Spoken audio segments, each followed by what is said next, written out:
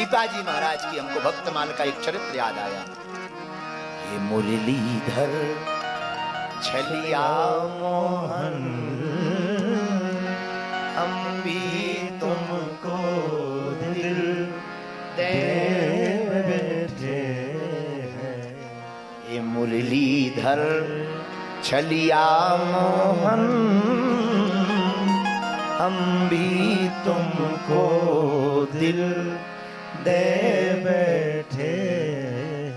गम पहले से ही कम तो न थे, गम पहले से ही कम तो न थे, एक और मुसीबत ले बैठे। मुरलीधर छलिया मोहन हम भी तुमको दिल दे बैठे। मुरलीधर भक्तमाल का एक चरित्र है। एक गागरोन के राजा हुए। गागरोनगढ़ राजस्थान में, वहां के एक राजा हुए। उनका नाम था श्री पीपाजी महाराज। क्या नाम था? पीपाजी। बड़े अद्भुत महात्मा। नाम पीपाजी महाराज। इनकी 20 रानियां थी।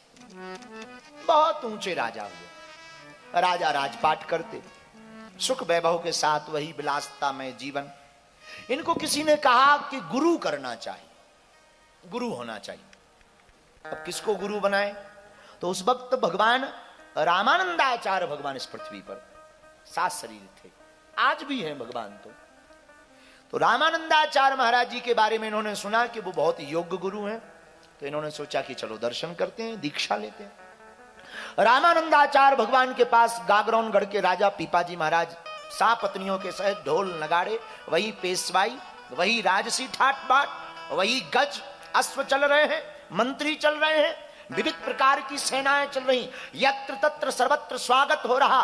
महाराजाधिराज की जय हो, जय घोष लग रहे हैं। और राजा गया। काशी में बैठे हुए भगवान रामानंदाचार्य भगवान को गए, जो पहरे पर लगे थे, उनको प्रार्थना की कि हमको महाराज जी को मिलना। तो पहरेदारों ने कहा कि रुको, पहले हम पूछें फिर बताएंगे। मंत्रियों ने कहा चुप रहो, ये राजा हैं। तो भगवान रामानंदाचार्य के शिष्य ने कहा ये अपनी राज्य के राजा हैं, गुरु तो पूरी पृथ्वी का राजा है। तो एक जगह के राजा है, चुप रहो, पूछने दो। रामानंदाचार्य भगवान के पास शिष्य गए। उन्होंने कहा कोई गागरोनगढ़ के पीपाजी महाराज आए हैं, राजा हैं। महात्मा भगवान रामानंदाचार्य ने कहा हमें राजा से क्या लेना देना, अपेक्षा कुछ है नहीं, राजा है तो बना रहने दो, हम राजाओं से नहीं मिलते। राजा चौंक गया, पर दर्शन तो करना था। तो बेचारा बात बात में बाहर गया और सब सेना को वापस भेज दिया, सब घोड़ों को वापस भेज दिया, गज को वापस भेज दिया, रानियों को वापस भेज दिया। फिर आया द्वार पर कि अब कहो। एक साधारण सा सेवक महाराज की दीक्षा लेने के लिए, दर्शन करने के लिए एक उत्सुक जिज्ञासु आया। तो शिष्यों ने कहा रुको, ठहरो, हम देखते हैं।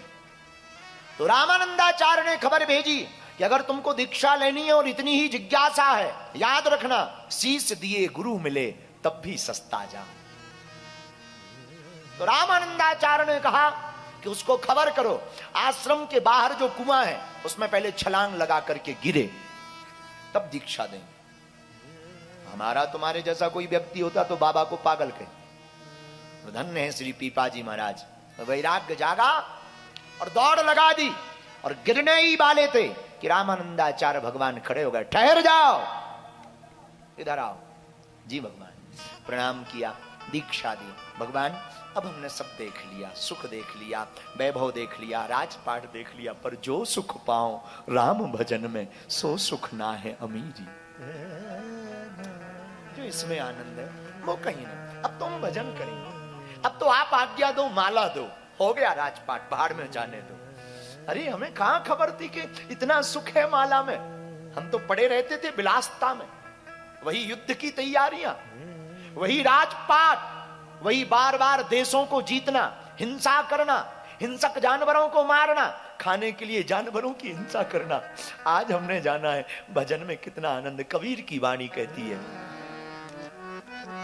कबीर बाबा अपनी वाणी में कहते हैं, जो सुख पाऊं राम भजन में सो सुख ना है अमीरी में, मन लागो मेरो यार फकीरी। कबीर कहता फकीरी। पीपा जी कहते सब देख लिया, अब तो आपके दास रहे। रामानंदाचार्य भगवान ने कहा नहीं, घर जाओ, 1 साल बाद हम घर आएंगे, राजपाट देखो, भजन करो। घर आ गए राजा, 1 साल तक रोज भंडारा करवाए। ये होती है गुरु दृष्टि। कितनी जल्दी परिस्थिति बदल जाती, कितनी जल्दी मना स्थिति बदल जाती। कोई योग्य गुरु मिले ना, पता नहीं हम क्यों यहाँ गुरु पर चर्चा कर रहे हैं, हमें खबर नहीं है। और शायद हम इसलिए चर्चा कर रहे हैं गुरु पर क्योंकि हमारी जिंदगी का बदलाव गुरु से हुआ, गुरु से हुआ। ना वो कृपा करता, ना उसकी दया होती, ना हम बद्रीनाथ आ पाते। पड़े होते कहीं, वहीं गांव में पड़े होते, वहीं कहीं धक्के मुक्के खाते हुए, या कोई पढ़कर के कुछ बड़े बन गए होते तो कैरियर की तैयारी कर रहे होते, IAS IPS की तैयारी कर रहे होते। पर गुरु का प्रसाद तो देखो, बद्रीनाथ भेज दिया। गुरु की कृपा है, ना होती उसकी कृपा कौन पूछता था, मुझे कौन पूछता था तेरी बंदगी से पहले, कौन जानता तेरी बंदगी से पहले, मैं खुद को ढूंढता था इस जिंदगी से पहले।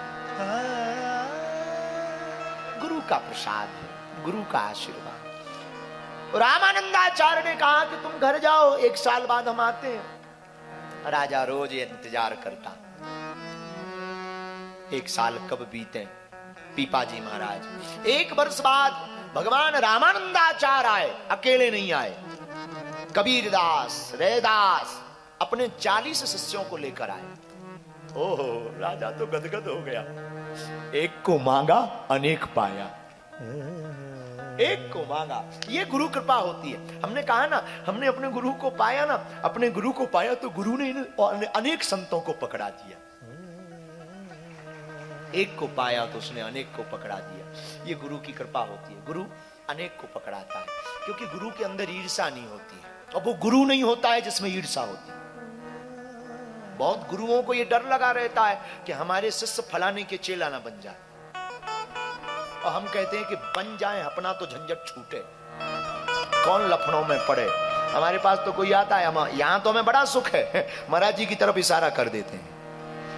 कोई हमारी तरफ आता है, महाराज जी के पास जाओ, देखिए ये भी बड़े वाले हैं, हमारे महाराज जी भी, इनके पास कोई आता है, ऊपर जा ऊपर, क्योंकि हम ऊपर। गुरु की कृपा। धन्य रामानंदाचार्य, पीपा जी महाराज की भक्ति काम कर गई। रैदास, कबीरदास, 40 शिष्यों को लेकर के रामानंदाचार्य भगवान आए।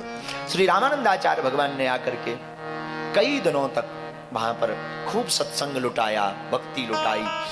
राजा ने खूब बटोर बटोर करके सत्संग को पाया। मेरे प्रियजनों, 2 चीजें लूटने की ही है। राम नाम की लूट है, लूट सको तो लूट, अंतकाल पछताओगे जब प्राण जाएंगे। लूट सको तो लूटो, ना लूट सको तो ठीक है। एक बात और याद रखना, ये भक्ति का मन बार बार भी नहीं होता। ये मन बहुत खतरनाक है। ये वासना के पास जाता है तो इसे लगता है वासना ही ठीक है। भोजन के पास जाता है, भोजन ही बढ़िया है। संसार में जाता है, संसार ही ठीक लगता है। इसलिए तुलसीदास कहते हैं कि जब भी तुम्हारा मन भक्ति में पिघले ना, तब विवेक का तुरंत हथौड़ा मार देना चाहिए मन के ऊपर, ताकि ये सदा सदा के लिए भगवान का हो जाए, सदा सदा के लिए गोविंद का हो जाए, सदा सदा के लिए ईश्वर का हो जाए। रोने लगे पीपा जी महाराज। कई महीनों तक गुरुजी रुके। रामानंदाचार्य भगवान जाने लगे। पीपा जी महाराज बोले, आप जा रहे हैं तो हम क्या करेंगे, हमको भी ले चलो। क्यों, तुम्हें क्यों जाना, तुम तो राजा हो, राज्य देखो, सम्राट हो। पीपा जी महाराज कहते हैं, देख लिया राज्य, बन लिए हम सम्राट। जो सुख तुम्हारे चरणों में माला बह रहा, वो सम्राटगिरी में आनंद है। सब देख लिया, सब पा लिया। पीपा जी कहते हैं हमको तो आपके शरण चाहिए। गुरुजी ने कहा ठीक है चलो। राजा वैरागी बना तो 20 रानियां बैरागी बनने लगी। अब तो राजा बड़ी टेंशन में, सबको हटाए कि हटो, मुझे अकेला जाना है। तो राजा ने एक तरकीब निकाली कि जिनको भी हमारे साथ चलना हो उनको ये वस्त्र, राजसी वस्त्र त्यागने पड़ेंगे, वलकल वस्त्र धारण करने पड़ेंगे, एक कौपीन ऊपर से, एक कौपीन, एक गमछा नीचे पहनने को मिलेगा, और सब आभूषण रानियों को त्यागने पड़ेंगे तो चल सकती हैं। तो 19 रानियां तो पीछे हो गई, क्योंकि ये आप ये मत मानना कि जो तुम्हारे साथ बैठे हैं वो तुम्हारे भजन में भी तुम्हारा साथ दे। ये गारंटी से समझना, बहुत करोड़ों की बात है। जो तुम्हारे घर के लोग हैं जरूरी नहीं वो तुम्हारी भक्ति से खुश हैं। हो सकता है कि वो बलाए टालने के लिए कहते हैं चले जाओ, हो सकता है, ठीक है करने दो अपने मन का। पर जब भी बात आएगी जो तुम्हारे साथ बैठा है, जरूरी नहीं कि उसकी भक्ति दृढ़ हो। भक्ति करने के सबके अपने अपने तरीके हैं। तो पीपा जी महाराज ने कहा कि जो कौपीन पहने, एक वस्त्र भर धारण करे, वही हमारे साथ चलेगा। 19 रानियां वापस हो गई, एक छोटी रानी बची, इसका नाम सीता सहचरी था। उसने कहा हम चलते हैं। उसने आभूषण त्यागे। राजा ने खूब रोका पर गुरु आज्ञा लगी, ले गए। कई दिनों तक संतों के दर्शन करते रहे। द्वारका रामानंदाचार्य जी गए तो द्वारका उनके साथ गए। वहां एक घटना घटी। गुरुजी ने कहा कि चलो द्वारका से आगे चलते हैं। तो पीपा जी ने कहा महाराज कुछ दिन यहीं रह लेने दो। रुक गए। द्वारकापुरी में लोगों से सुना कि समुद्र के अंदर, द्वारकापुरी में सुना समुद्र के अंदर एक दिव्य द्वारका है। तो पत्नी को कहा कि देखना है।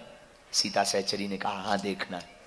तो दोनों ने बाहें पकड़ी और समुद्र में छलांग मार दी कि अब दिव्य द्वारका देखनी है। और डूब गए।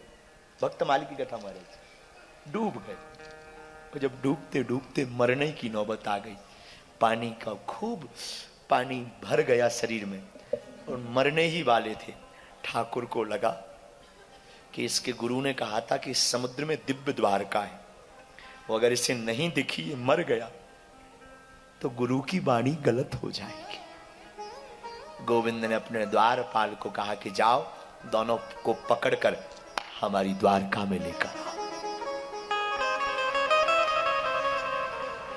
और दोनों को, बिल्कुल सत्य घटना कलिकाल की, गागरौनगढ़ के राजा का किला आज भी बना है। हम ये आपको त्रेता की चर्चा नहीं बता रहे, आज भी किला बना है। दोनों को पकड़कर द्वारपाल ले गए।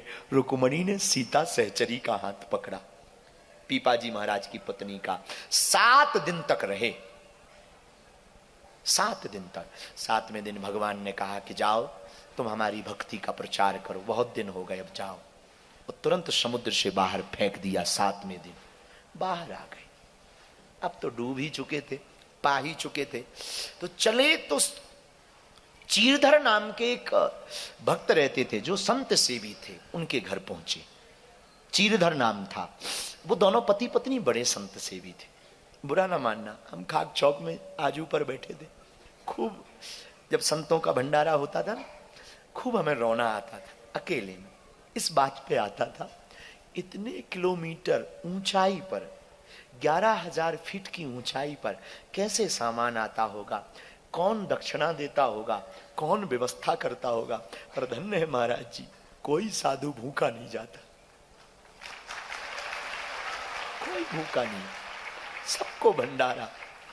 कितना उदार दिल है। हम लोगों के घर में अतिथि आ जाए तो हम लोग उसे भोजन नहीं करा पाते, बोझ लगता।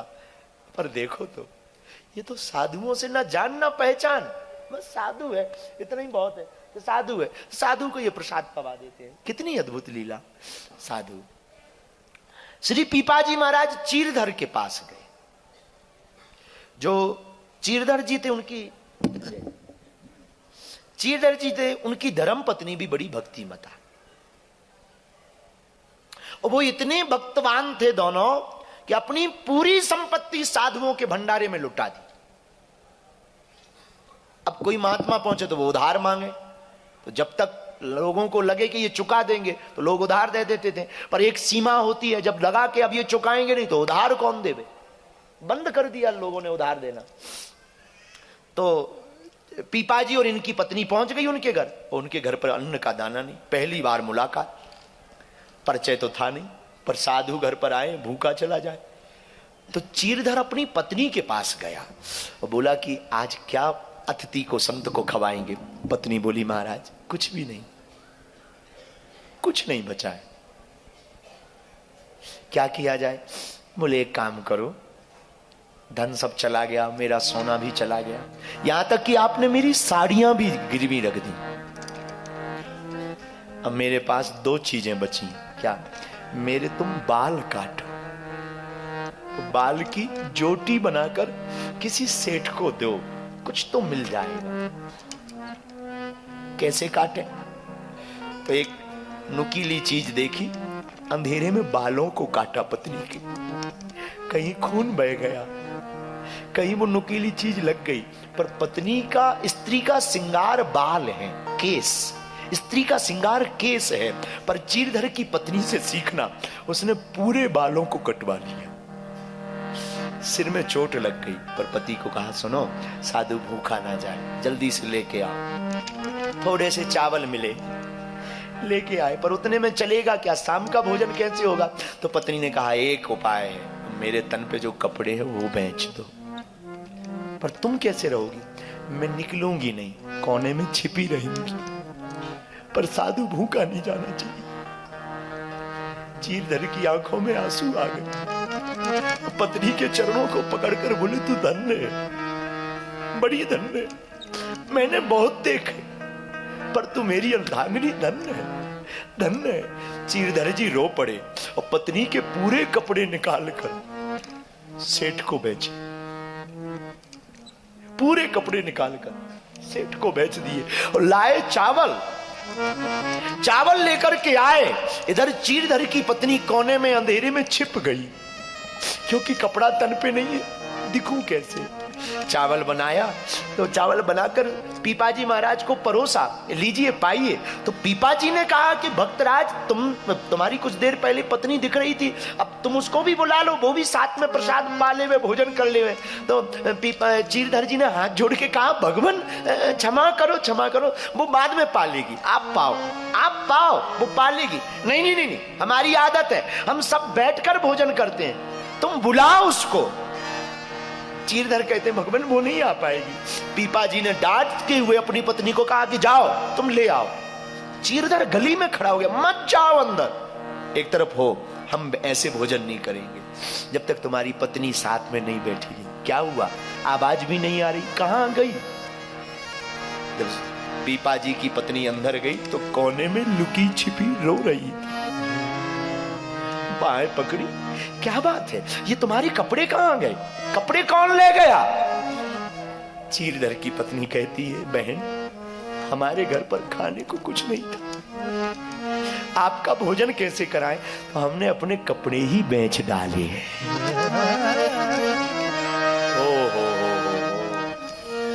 पीपाजी महाराज की पत्नी सीता सहचरी की आंख फट गई, दहाड़ कर रो पड़ी। धन्य है तू, धन्य है। जो कौपीन, जो वस्त्र पहन रखा था वो आधा कपड़ा शरीर को लपेट दिया। प्रणाम करके चीरधर को कहा हमने बहुत साधु से भी देखे और तुम्हारे जैसा नहीं देखा। भगवान आपको बताएं, ये कथा हमने भक्तमाल में पढ़ी, जितनी बार पढ़ी उतनी बार शरीर हमारा ठिकाने नहीं रहा। बाद में चीरधर को भी ठाकुर के दर्शन हुए और पीपाजी को भी गोविंद के दर्शन हुए। जब संतों की जमात बैठी भोजन पाने, 4-5 और महात्मा आ गए, रोज की आदत थी भंडारे की, और जहां भोजन पाने महात्मा बैठे और प्रसाद लगाया, उन्हीं बीच में चतुर्भुज रूप लेकर के नारायण खड़े हो गए। चीरधर बुलाओ अपनी पत्नी को, आज का प्रसाद पाकर मैं धन्य हो गया हूं। गोविंद भी कहते कि मैं धन्य हो गया हूं। साधु, हमने कहा ना गुरु कृपा जिस पर हो जाए, गोविंद को वो फक्करपन में भी पा सकता है। ये बहुत जरूरी नहीं है कि हमारे पास में संपत्ति या पदार्थ हो, ये बहुत जरूरी नहीं है। कि हमारे पास में पदार्थ हो तो गोविंद मिलेंगे। तुम्हारे पास जो है वो भगवान को समर्पित करो, भगवान उसमें भी तुमको दर्शन देंगे। इसलिए चौपाई बड़ी प्यारी हम लोगों ने ली गुरु कृपा के ऊपर। हम तो क्या बताएं अब आपको, हमने तो जो भी पाया ना, सच बताएं, जो भी हमने पाया वो गुरु कृपा से ही पाया है। लोग हमारे पास आते हैं कि आपके पास में है क्या चमत्कार। बहुत से लोग हमसे पूछते हैं आपके पास सिद्धि क्या है, आप ये ऐसे चमत्कार क्यों कर देते हैं। सच बताएं ना, हम तो इन संतों के कारण ही कर देते हैं। कुछ नहीं जानते, कुछ भी नहीं, कोई तपस्या नहीं हमारी, पढ़े लिखे भी नहीं, भजन बल भी नहीं कि माला हो। हमारे पास तो एक ही है, इनका हाथ है। जब भी दरबार में बैठते हैं तो इन लोगों को याद कर लेते हैं, महात्माओं को, कि हम बैठ रहे हैं, नाक हमारी नहीं, अगर कुछ भी गड़बड़ हुआ तो नाक आप लोगों की कटनी, बचा ले। इन महात्माओं का तपोबल हमको बचा लेता है। आपसे भी हम कहेंगे, तुम्हें भी अपनी जिंदगी में कोई काम करना हो, गुरु को याद करके कह दिया करो, तुम जानो तुम्हारा काम जानो।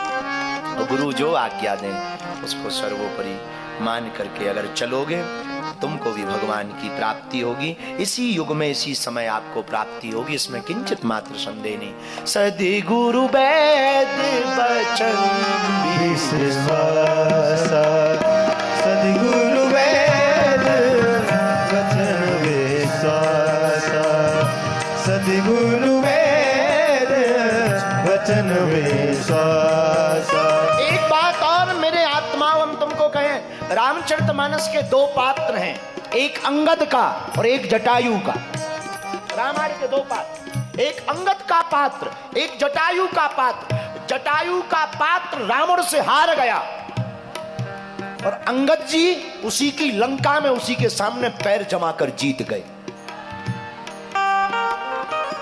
रावण की लंका में, उसी के राज्य में जटायु भारत में हार गए, पर लंका में अंगद का पैर जीत गया। दोनों के पात्रों का अगर बारीकी से आप परिचय लोगे तो जटायु अपने बल पर लड़ा इसलिए हार गया, पुरुषार्थ के बल पर जटायु लड़ा इसलिए हार गया। अंगद जी प्रसाद के बल पर पैर रखते हैं तो अंगद जीत गए। अगर तुम अपने बल पर जियोगे तो तुम हारोगे ही हारोगे, जीत नहीं सकते, नेवर, नो। और अगर तुम गुरु के बल पर जियोगे तो तुम जीतोगे ही जीतोगे, हार नहीं सकते हो। लाखों ताकतें तुम्हें हाराने लग जाएं, हमारे पीछे लाखों ताकतें लगी हैं और लगी रहेंगी, पर गुरु बलवान है तो चेला पहलवान। इसलिए हमें चौपाई बहुत प्यारी, सदी गुरु वैद वचन विश्वास, सद्गुरु वैद वचन विश्वास, सद्गुरु वैद वचन विश्वास, सद्गुरु वैद वचन विश्वास, सद्गुरु वैद वचन विश्वास।